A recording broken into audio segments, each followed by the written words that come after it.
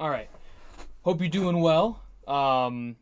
Starting something new. I guess more of a new review thing. I'm doing a book review.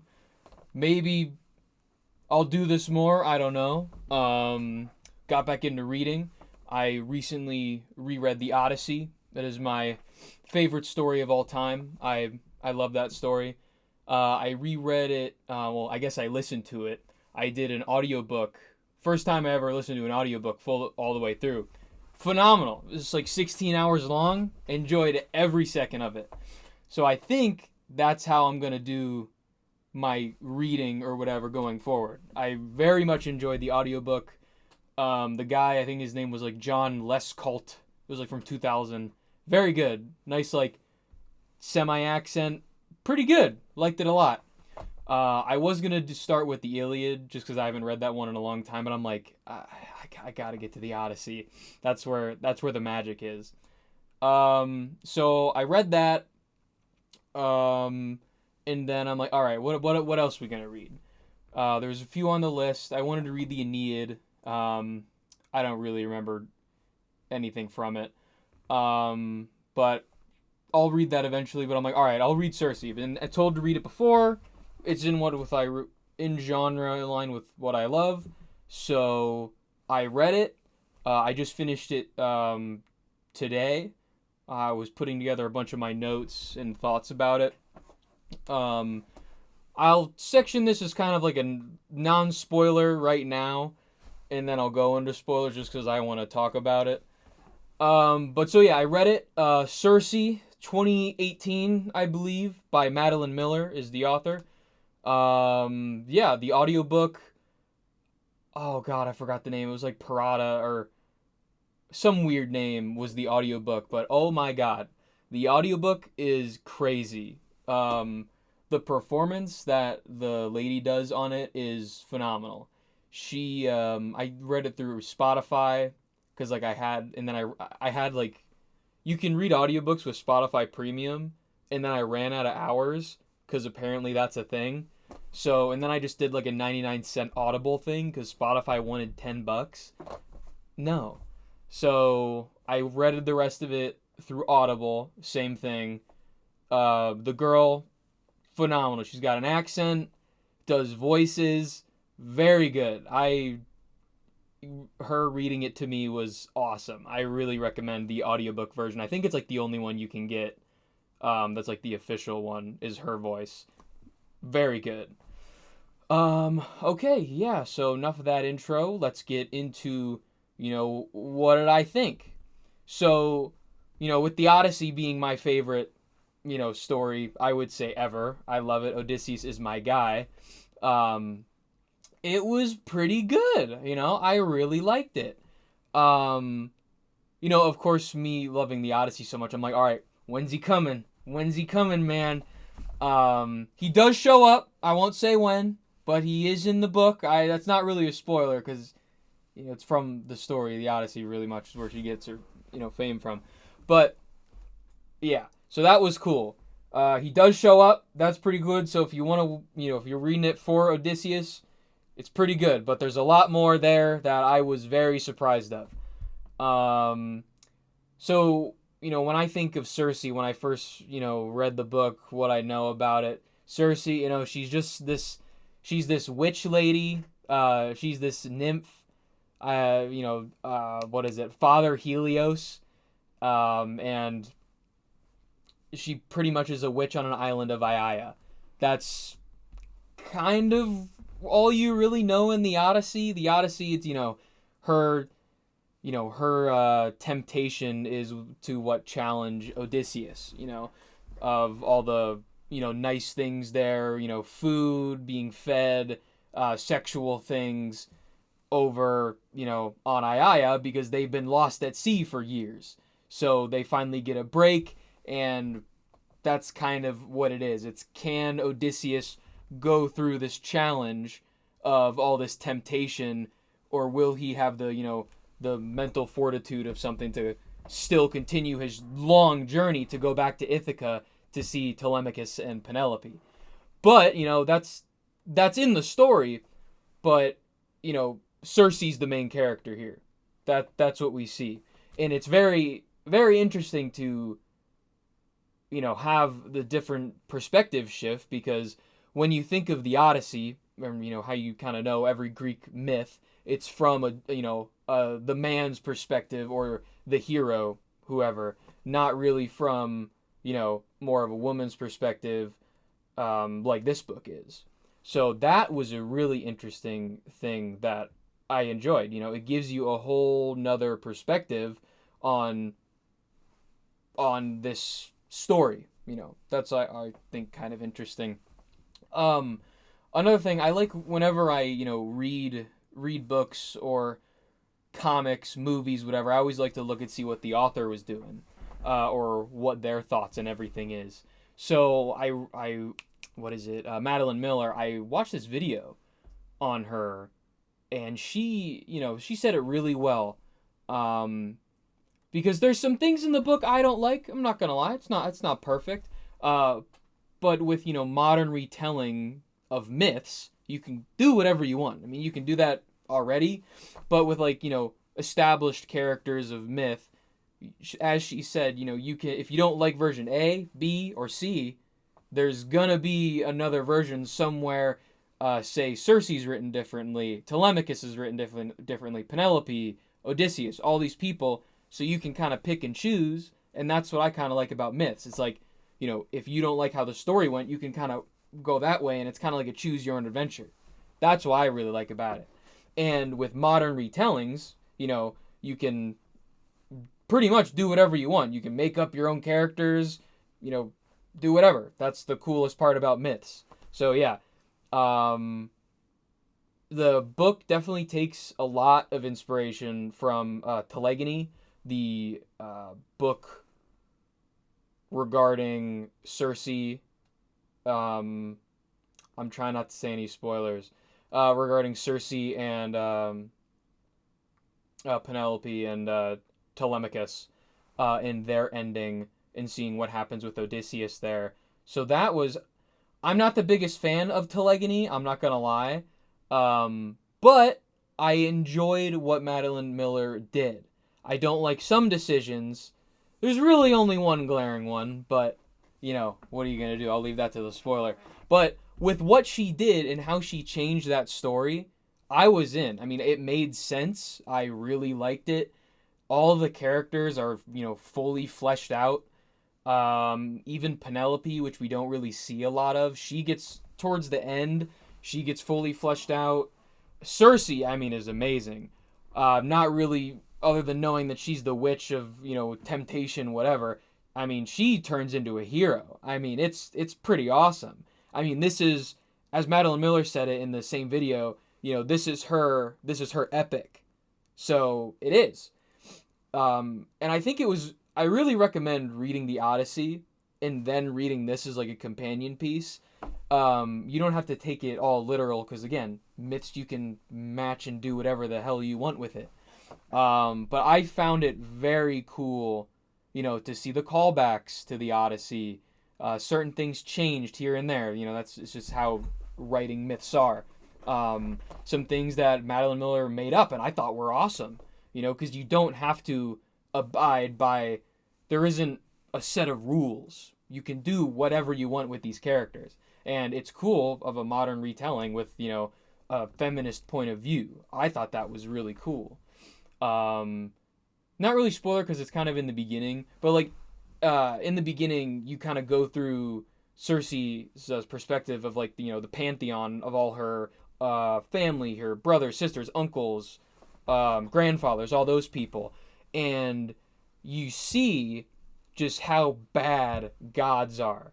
That's always what I love. I love when any media does that, when they make the gods evil, because they're not benevolent. They do whatever they want with their own interests. They don't care, about some little peon, person.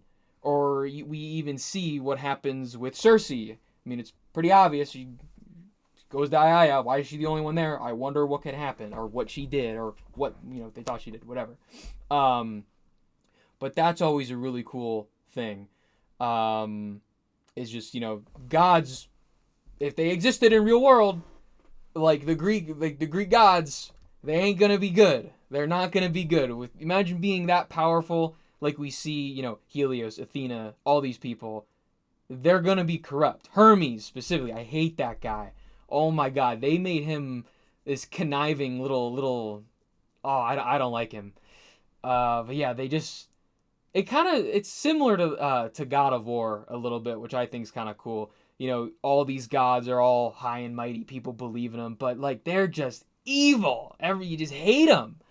So you're really rooting for Circe here. That's what I really like. She is a really cool character. She's kind of this just normal nymph, born of Helios. And she's just chilling, whatever, not really doing much. And then, some things happen. She kind of, with the witch we know, she kind of becomes that witch, and some cool stuff happens. I'm not gonna lie. She does some crazy stuff with some of the with the magic here. Some more interesting themes I thought, and I really enjoyed. I forgot if I said it already, but the Odyssey, it's the man's version, I guess you could say, of the story. And then, because you go through Circe, Calypso, all these people, and it's just kind of like, all right, here we go, that's it, next thing, let's go. All right, are we getting Odysseus home or not? Whatever. But Circe, it's much more of how is she dealing with being a woman in this, in the Greek pantheon? How is it, with all these, great gods, most of them being dudes that have the power, how does she fare as being a nymph? She's a lesser god, minor god, and how is she treated by these higher ups? So I don't know. It's really cool to just flesh out the world and her, a character that has the mythology to her, but I don't know what Madeline Miller does with her. It's very cool. Yeah. So that's pretty much it. Because I really want to get into some spoilers for those that want to talk about that. But if you like Greek mythology, I would recommend this book. My whole thing of doing this is I'm just getting ready for July. I gotta see the Odyssey. Christopher Nolan. I can't wait. If that movie's bad, it's over. But I'm just trying to, even if I know all this stuff isn't going to be in the movie, I'm just in the Greek mood. I'm reading the myths. I'm doing whatever. So that's where I'm starting with this. I'm probably going to read Song of Achilles next. I've kind of thought that was the second book, but I got the dates confused. Whatever. So I'll probably do a review of that. But this book is good. It's a pretty short read as books go. I think the audiobook was like 14 hours, 12 hours maybe, something like that. But again, I recommend reading, the Odyssey and then this, just to get I don't know, it's very interesting to, you get all that information and then go to this one and just see how everything's different. Of course, this is written leagues better than, the unabridged Homer version. It's a page turner. I mean, seriously. I went through like a couple chapters, a night, just like, dang, this is getting good. But no, it was a really good read. Yeah, no, I'm excited to read Song of Achilles after this. Again, just everything in the book is good. I mean, it's not really a spoiler, but I would really only say the ending of the book I felt like could have deserved one more chapter, or like 1.5 maybe, just because I just feel like it ends, it's not abrupt, but like it's good. It's not a bad ending. It's just I just wish there was more, not like a lot more, just a little bit, because in the beginning, you're going up, and then it goes up, and then the ending, it just like it goes quick. The book ends very, very quickly. Not abruptly. Everything's tied in a bow, pretty much. Like, what happens, what will happen. If you're familiar with Telegony, that story, what it's predominantly based on. It's very cool. It's very good. But yeah, that's really, I mean, the only gripe I have is that it ended a little quickly, just with, I just felt like everything was getting rushed at the end. But other than that, I mean, it was good. I mean, the amount of research that Madeline Miller took into this. I watched a few of her videos on it. I mean, that's what I love, is when you have an author that does the research into whose relationships, the gods. I love it. It's awesome. So yeah, I recommend it.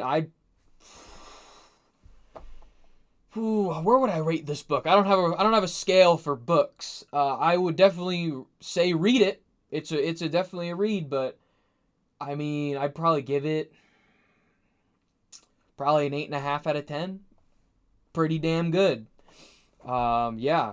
So going from this, I just want to talk about some key points and notes, spoiler section, if you will. So, watch out. So going into this, there's a few quotes and just little things I have here. So Circe saying, being in the god man's world or whatever, and how powerless she is in the beginning. She's like saying, I'm at this island because I've been, banished.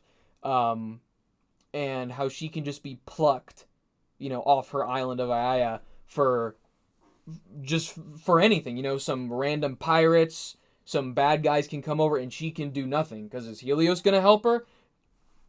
Probably not. So that's an interesting thing that I kind of think, harkens to the real world with, how women have been treated throughout society. It's like, yeah, if some dude can literally just come up to you and do, whatever horrible thing, it can happen, So I try to identify with the woman perspective in it, which is, interesting. It really is interesting read, with a guise of, mythology, showing what happens in the real world, with men women relationships. I don't know. I think it's an interesting way to do it. Very, very good. Let me see. Oh, love any mention of Prometheus. We love it. I think because she goes and visits him because she feels bad. Because I mean, yeah, I would too if my liver was eaten by a eagle or whatever every day. So yeah, she goes and consoles him. She's like, hey man, what's up? I don't know. I just love those little insertions of here's this god, sculpt dudes, give people fire, and then that's it. I just love it. And then I think, let me see here. Another one during a video of Madeline Monroe. I think this is all from the same video that I watched. I thought this point was really interesting. That she said is she describes the stories, these heroic stories, epics, are usually described from the male perspective. The mother is erased, from that, carrying on legacy, in favor of, the father. It's always how it is. The son wants to be like the father. She kind of, she kind of changes that with, Telegonus and her, Odysseus being, not in the life of Telegonus because he didn't know. It would be interesting to see what would happen with that. But it's when Telegonus is growing up, it's oh my God, is he gonna be like Odysseus? Is he gonna be, this great warrior? Is he gonna be big and strong? Is he gonna be able to, kill, giant monsters like his father Odysseus? That isn't there and raising him. So how would he turn out to be like his father, this great man, when he's on an island for his entire life, being raised by Circe the witch? So I think it's kind of cool, I don't know. I just think it's interesting that Madeline puts a twist on it. Telegonus kind of, he kind of ends up, more or less, like his mother. Still has attributes of his father, but he ends up like his mom. So, I don't know. I think that's kind of cool.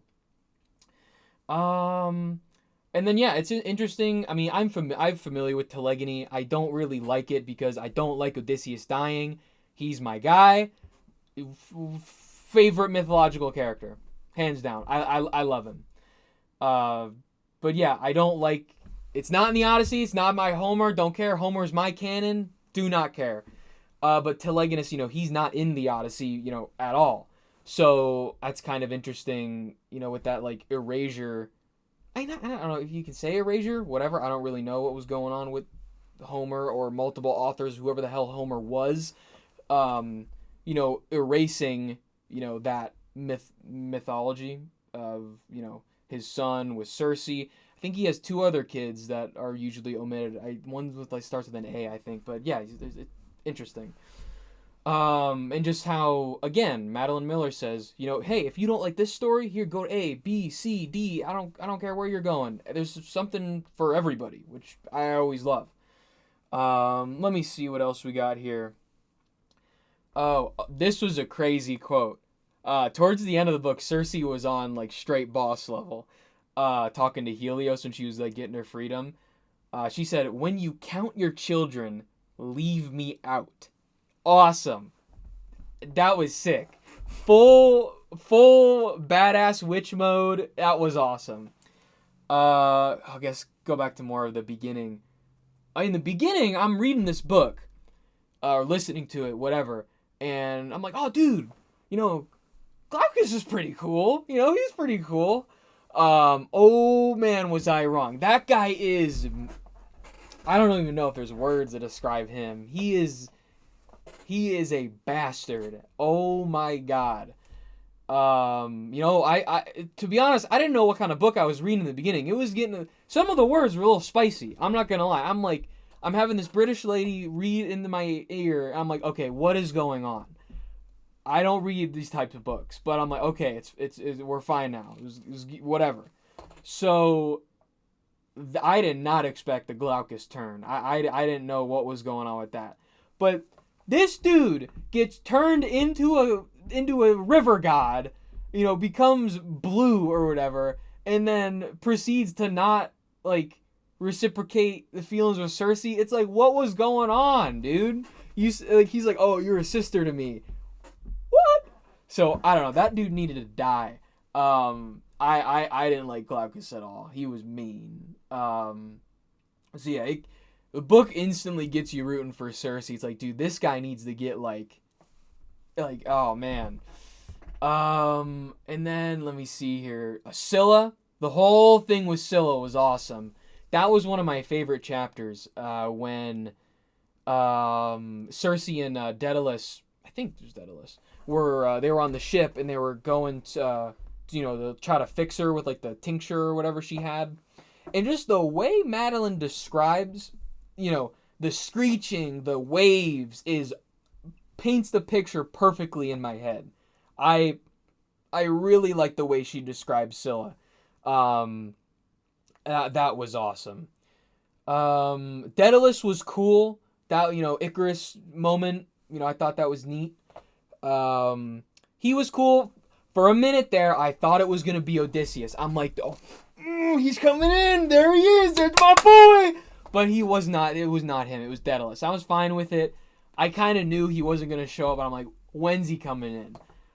Because I think earlier in the book, Hermes is like, hey, I was going around the, I don't even know, the shanty town or something. And I heard from this, woman that Odysseus is going to be on your island. It's like, okay. All right. And I'm like, so that was funny. Other than that, yeah, I hate Hermes. He sucks.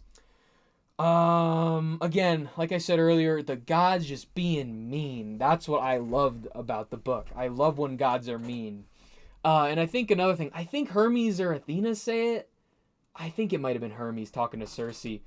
But how the gods, they'll help out a lot, and then they'll just leave. Because, they want that struggle to go on, and then they'll come back, and it's like, oh my god.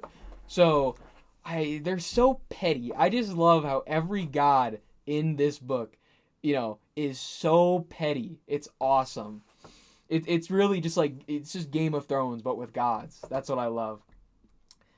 And Athena, she's like, why do you want to kill Telegonus? Because, we know that Odysseus, throughout the, Trojan War, Odyssey, that's her patron, is Odysseus. That's the guy she wants, to be her champion, I guess. So it's like, all right, that's why I gotta kill your kid, man, because he's gonna kill my guy. He's not gonna. Nope, can't have it. But yeah, Athena sucks. I mean, for the goddess of war and wisdom. I mean, Madeline wrote her pretty well. I mean, just showing up at your house with, in your full war gear, wanting to kill this kid. And then she's like, you haven't had, you're only at like 50%. The kid just got born. If you wait a year, 15, me killing him's going to be even worse. So they paint Athena, she sucks. Which, I don't know, I really like the dichotomy between them. And just showing how when she heard that, Circe became like, full, all right, witch mode. I'm protecting my kid. I'm going to learn all these spells. I'm going to hide the island. Yeah, and that was cool that she made the island like look, horrible to people and kind of impenetrable to gods. I thought that was sick. And then I kind of going before that. I know all this is out of order, but it's just whatever. When those like pirates came to Circe's islands, to Aiaia, and they raped her, and when she did like the force and like broke them, that was sick. Oh my god, that was awesome. But yeah, that was a horrible depiction of a scene. But her, Madeline Miller describes it so well, like the bones and flesh going into each other for these horrible people and their horrible actions. And they bring it up through ever. It's like, I think Circe, in her inner thoughts, I don't think she talks about it to Telegonus. What is it? Where she's, you don't know the sounds that, these spells can make or anything like that, because, she messed them up. And they deserved it 100%. But I just think, like, when she did that, I think of the scene in The Mandalorian when Luke Skywalker came in and just, like, crushed the Dark Trooper. Just, like, I was sick. I love when horrible people get their comeuppance. That was a very powerful scene. The Circe and Telegonus, growing up parallel with, Circe wanting privacy and also Telegonus wanting privacy with his little boat and his little island hole that he had. That was really cool. Again, just harkening back to the, parallels between these characters. I really liked it. Another quote here. I think this was, she was talking about Penelope and Telegonus being at her island, and she's like, syrups in my pantry, have kept me company longer than you. I thought that was cool, The quote, Circe just has endless quotes from that are hard. They're just awesome. Again, the dialogue between the characters is phenomenal. I really thought it was interesting with Penelope and Circe specifically.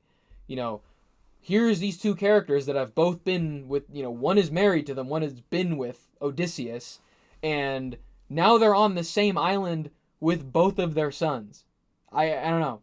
Like, when we're first introduced to it, you immediately think that, Telemachus is going to kill Telegonus, because why wouldn't he? That's what Circe thinks, so she's ready to, like, kill this dude because that's her son. Why would she not? So that was very interesting to see, Telemachus, how he's polar opposite from Odysseus. Odysseus, he wants the fight, he wants the glory, he wants to do all these things. Telemachus just wants a normal life. That's what I really like that story there, with that. And just like the subtle jests of, like, I think Penelope, she's like, how do you sell that ship? That ship is horrible. Like, how did we even get here? Like, how? With Telegonus's, like, jalopy of a ship that he made. So, I don't know. Just the jests with them was very good. Again, I don't really like the story of Telegony with Telemachus, Circe, all that. It's good. I'm not going to lie. A good book's a good book. Madeline Miller did a phenomenal job with retelling it. It was a great story. Me, personally, I just don't like the story because it entails Odysseus dying. If Odysseus didn't die and Circe ends up with Telemachus, go for it. I don't care. Odysseus is like my mythological Luke Skywalker. I love him. He's so cool. But so yeah, that was very interesting. Just seeing their relationship was kind of weird. Not gonna lie, you're with the father, and then you're with the son, and now, now we're going mortal. Because she wants to live a normal life, whatever. So that was interesting. That's the part where I wish had more reading time or whatever. Another chapter was just describing that ending with Telemachus and Circe, because I felt like it was kind of, again, it just went a little quick. Not bad, it just went quick. I just felt like Madeline Miller could have fleshed it out a little more. Maybe with her own ideas. I don't know. Another cool thing, I'm not gonna lie, this was a pretty awesome scene. Telemachus, when he wanted to give Odysseus's bow to Telegonus, I thought that was sick. I don't know. That was cool. I don't know. That if I read that again, probably it could possibly make me tear up. I don't know. I always love stupid stuff like that. Of here's this. It's from your father. It's whatever. More cool things that we got here. Trigon. When I first read that, I'm like, who is Trigon? Like, the first thing I think of is Raven's dad from DC. The giant red dude.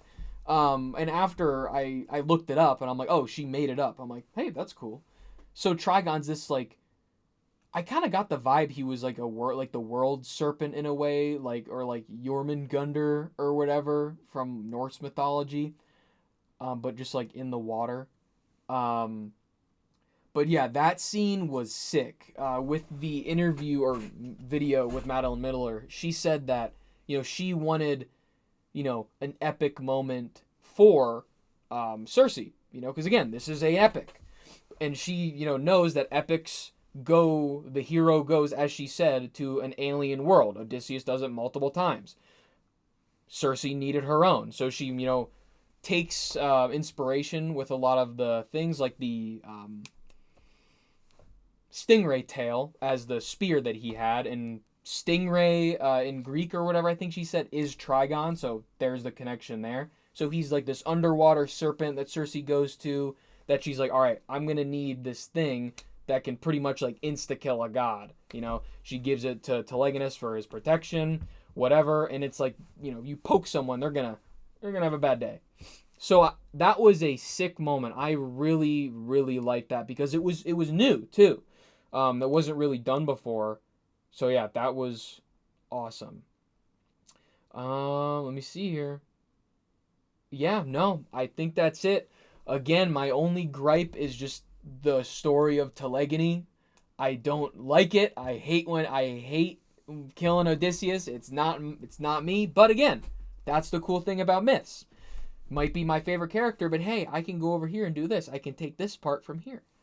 But yeah, again, very good book. I can't wait to read more of her stuff. So yeah, I hope you enjoyed. And if you have any more, book suggestions, movie suggestions, TV, I don't care, whatever, put it in the comments. Make sure to like and subscribe. Thank you very much for watching.